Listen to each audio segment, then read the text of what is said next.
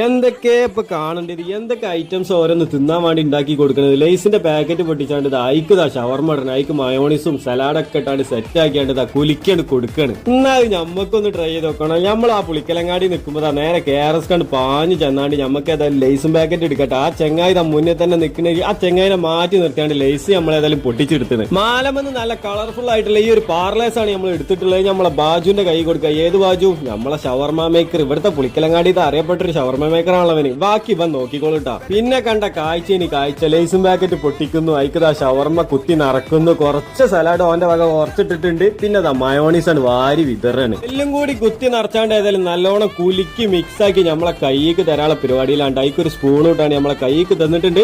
ബാക്കി നമ്മൾ കഴിച്ചിട്ട് പറയട്ടാ. സ്പൂണ് ചെറുതാണെങ്കിലും അതിൽ കോരി എടുത്തത് കുറച്ച് തോനെ തന്നെ ഉണ്ട്. വലിയ തൊള്ള കാട്ടിയാണ്ട് അയക്കാണ്ട് ഇട്ടപ്പോഴല്ലേ മനസ്സിലായത് സംഭവം വേറെ ലെവലാണ്. നിങ്ങളൊന്ന് പോയി ട്രൈ ചെയ്ത് നോക്കിയിട്ട് ഏതായാലും ഞമ്മക്ക് ഏതായാലും പെരുത്ത് ഇഷ്ടമായി. നിങ്ങൾ ഏതായാലും കഴിച്ചിട്ട് നിങ്ങൾ അഭിപ്രായം അറിയിക്കാൻ മറക്കല്ലിട്ടാ.